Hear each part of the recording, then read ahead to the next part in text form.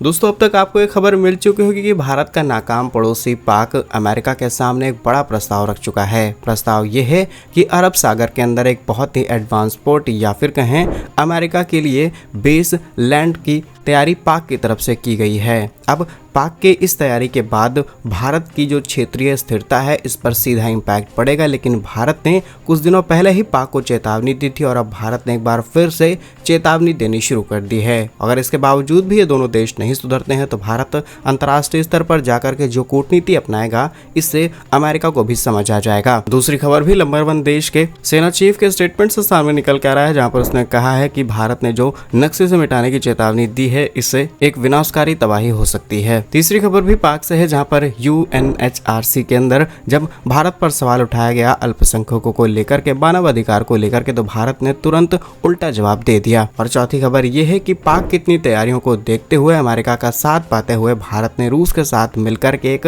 $800 million की घातक deal तैयार कर ली है। जानते हैं आज के इस वीडियो में सारी इंपॉर्टेंट अपडेट डिटेल्स में।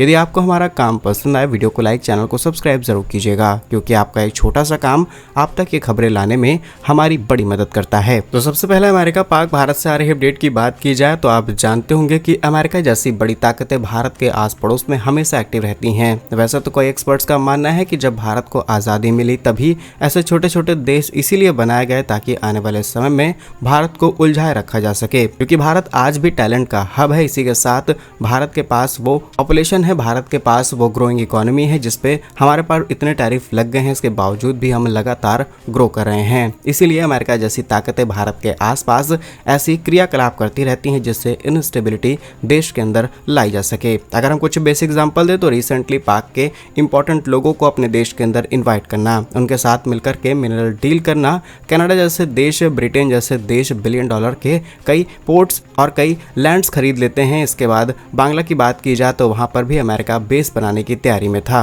और आज के समय अमेरिका के लिए ये सबसे बड़ी तैयारी है। असल में अमेरिका का भारत के सबसे पास में जो एक नेवल बेस है उसका नाम है डियागो गार्सिया। अब इससे और ज्यादा पास में अगर इन्हें बेस चाहिए तो किसी न किसी भारत के पड़ोसी देश का साथ चाहिए होगा। उसमें पाक, बांग्ला, मालदीव, म्यांमार या फिर चीन हो सकता है। अब चीन और अमेरिका की तो आपस में बनती नहीं, लेकिन बांग्ला के अंदर भी कुछ समय पहले जब शेख हसीना थी तब इस तरीके की कोशिश की गई थी। आपको याद होगा, फिर शेख हसीना अपना देश छोड़ देती हैं और वो पब्लिकली आकर के स्टेटमेंट देती हैं कि हाँ, यहाँ पर एक नया देश बनाने की कोशिश की जा रही थी।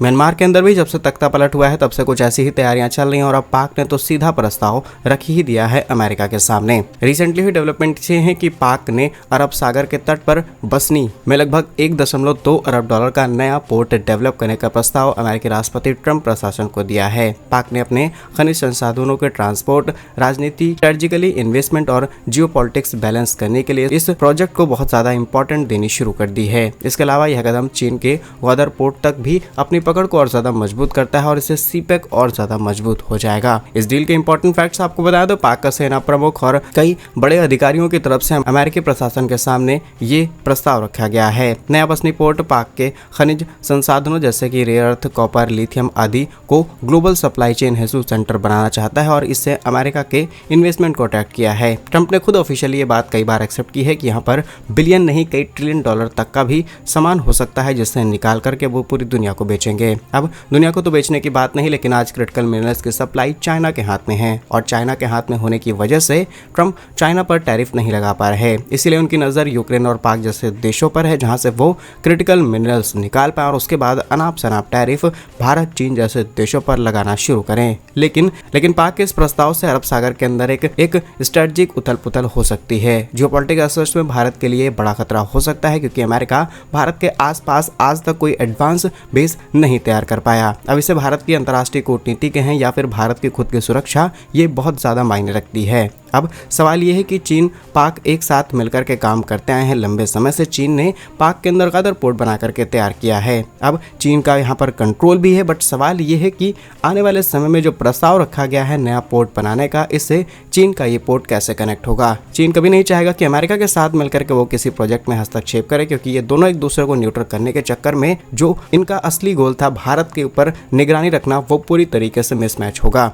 फिलहाल के लिए रिसेंट डेवलपमेंट्स ये हुई थी कि पाक के सीपैक प्रोजेक्ट की फंडिंग चाइना द्वारा रोकी जा चुकी है और आने वाले समय में अगर ऐसा कोई पोर्ट डेवलप हो जाता है, अमेरिका इसका इस्तेमाल करता है, तो हिंद महासागर में उसके स्ट्रेटजिक पहुंच और ज्यादा एडवांस हो जाएगी। इससे नई संभावना खुल सकती है जिसका असर भारत, ईरान और खाड़ी के देशों की सिक्योरिटी बैलेंस पर डायरेक्ट पड़ने वाला है। वहीं अगर ये प्रस्ताव पास हो जाता है तो भारत को अंतर्राष्ट्रीय स्तर पर जाकर के प्रेशर बनाने की कोशिश करनी होगी और अगर भारत इसमें सफल नहीं हो पाए तो भारत को अब एक डायरेक्शन में चला जाना चाहिए और वो डायरेक्शन है RIC ट्रायंगल, यानी कि रूस, इंडिया, चाइना एक साथ हो जाएंगे तभी ट्रंप को समझ में आएगा कि वो कितनी बड़ी गलती कर रहे हैं। नेक्स्ट इंपॉर्टेंट अपडेट भी पाक से सामने निकल के आ रही है, जहां पर कुछ दिनों पहले भारत के सेना प्रमुख द्विवेदी जी ने पाक को मानचित्र से मिटाने की चेतावनी दी थी, क्योंकि अनाप शनाप स्टेटमेंट देते हैं राष्ट्रीय अंतर्राष्ट्रीय स्तर पर और कुछ भी कहीं पर भी बोल जाते हैं। ना इनके पास कोई सबूत है, ना इनके पास किसी भी तरीके का आत्मसम्मान, इसलिए कोई भी बात कहीं पर बोल देते हैं। जब भारत की तरफ से स्टेटमेंट दिया गया कि हम तुम्हें मानचित्र से गायब कर देंगे तो ये बात इन्हें ज्यादा बुरी लग गई और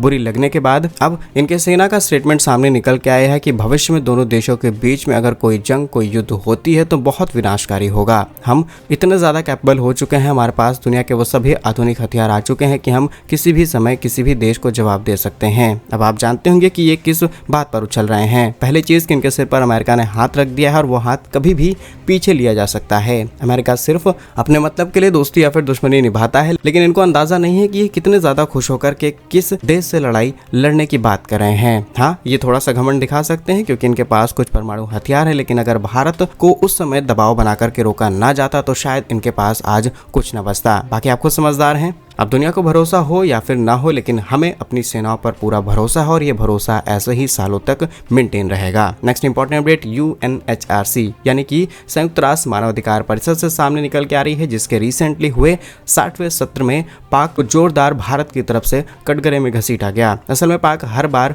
भारत की ओर से स्थायी mission council S Mohammad Hussain ने पाक की पाखंडी नीति को उजागर करते हुए उसे उसी की भाषा में जवाब दिया। असल में पाक हर बार कहता है कि भारत के अंदर मानवाधिकार, अल्पसंख्यक और तमाम तरीके की राज्य प्रायोजित उत्पीड़न, भेदभाव, इन सभी चीज़ों पर आरोप लगाता आया है कि भारत में एक डेडिकेटेड ग्रुप है जिसके खिलाफ इस तरीके की राजनीति हमेशा से चलती आई है और देश की जो पॉलिटिकल पार्टीज हैं या फिर सरकार किसी भी तरीके से एक्शन नहीं लेती। लेकिन भारत की तरफ से बैठे हुए हुसैन साहब ने साफ शब्दों में कह दिया कि जो तुम कह रहे हो और जो तुम कर रहे हो इसमें जमीन आसमान का अंतर है। लास्ट और बहुत ही इंपॉर्टेंट अपडेट कि पाक और अमेरिका की इन कोशिशों पर भारत ने पानी फेरने की तैयारी शुरू कर दी है।